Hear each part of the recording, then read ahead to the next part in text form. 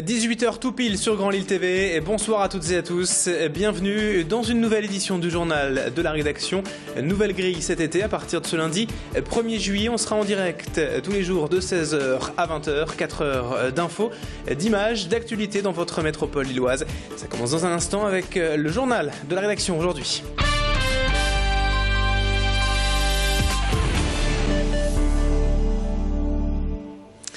Et la une de l'actualité en ce lundi, c'est tout d'abord le 3e procès du meurtre de Clélia qui s'est ouvert ce matin à Saint-Omer.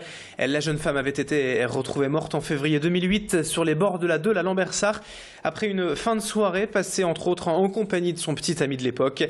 Julien Sailly est donc depuis le début le seul suspect dans cette affaire, avec de nombreux faits contre lui mais pas vraiment de preuves formelles. Il continue d'ailleurs depuis plus de 5 ans de clamer son innocence et c'est donc un procès en appel qui se tient cette semaine devant la cour d'assises du Pas-de-Calais. Et les deux familles de Clélia et de Julien ainsi que leur avocat vont donc vivre une nouvelle semaine d'audience très difficile que l'on suivra ces prochains jours sur Grand Lille TV. Autre info et autre image à la une de ce lundi 1er juillet, la visite ce matin à Lille de Najat Vallaud-Belkacem. La ministre des Droits des Femmes et porte-parole du gouvernement est venue encourager l'égalité professionnelle entre femmes et hommes à travers un pacte signé entre l'État et la région. Le Nord-Pas-de-Calais est d'ailleurs le premier territoire à mettre en place une telle convention afin d'apporter de nouvelles réponses aux inégalités dans le monde du travail, avec par exemple un meilleur suivi des PME et TPE, notamment dans les organisations syndicales, et un meilleur accompagnement des bénéficiaires du congé parental lors de leur retour à l'emploi.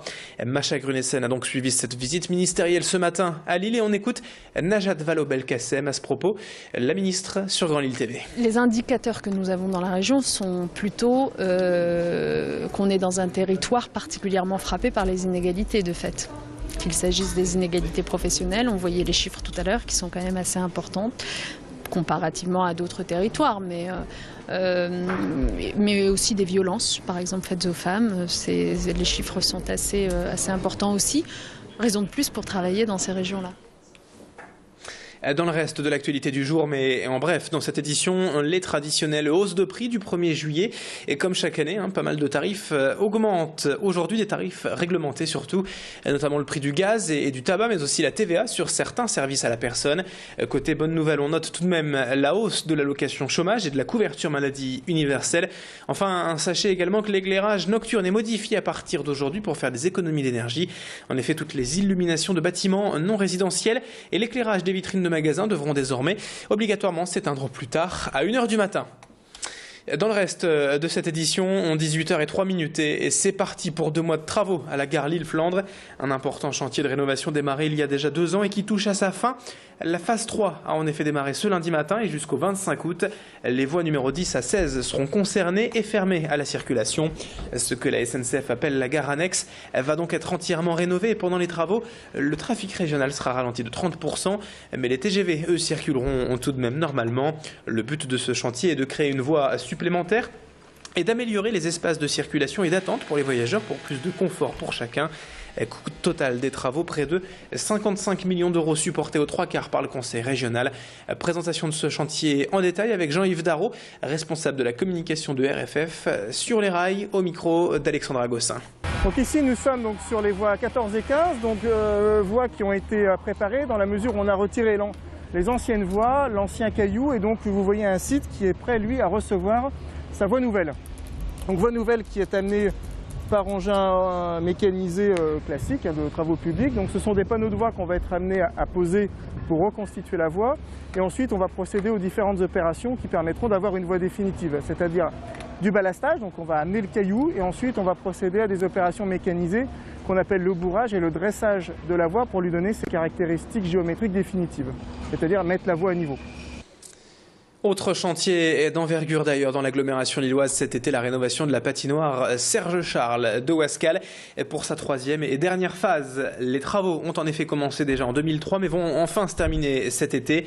Cette dernière étape doit être finie pour la fin du mois d'août afin de permettre la réouverture du bâtiment à la rentrée en septembre. Il s'agit de travaux de rénovation acoustique et phonique, d'isolation surtout, avec l'installation d'une nouvelle centrale de traitement de l'air et une réfection de la toiture. Tout cela pour permettre enfin l'ouverture de la patinoire tout au long de l'année, 12 mois sur 12, alors qu'avant l'enceinte devait fermer l'été pour des problèmes d'isolation. 1,4 million d'euros ont ainsi été débloqués par la LMCU pour ce chantier que nous présente le responsable d'exploitation de la patinoire, Sébastien Vercoutre, au micro de Tanguy Lécluse. Aujourd'hui, avec ces travaux d'isolation, on aura une ouverture 12 mois sur 12.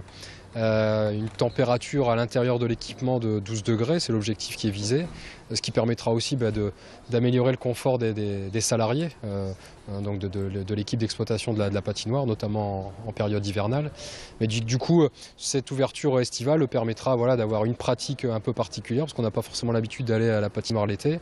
Ça permettra d'accueillir les centres aérés, les centres de loisirs notamment, de développer des stages pour les clubs. Club de patinage et club de hockey, c'est un peu cet intérêt-là. Et puis enfin, les filles de l'équipe de France de basket ont échoué en finale de l'Euro féminin hier soir à Orchy.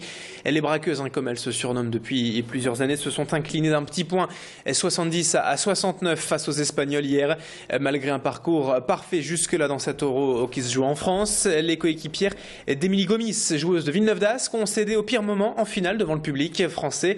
La PVL Arena d'Orchy était surchauffée hier pour encourager les Bleus, mais cela n'a pas suffi et c'est une nouvelle déception, une nouvelle seconde place et médaille d'argent donc pour les Françaises après les Jeux Olympiques de Londres l'été dernier. 18h06 sur Grand Lille TV, dans un instant à suivre la météo et l'infotrafic avec également la météo des plages intercalées. Très belle soirée à tous.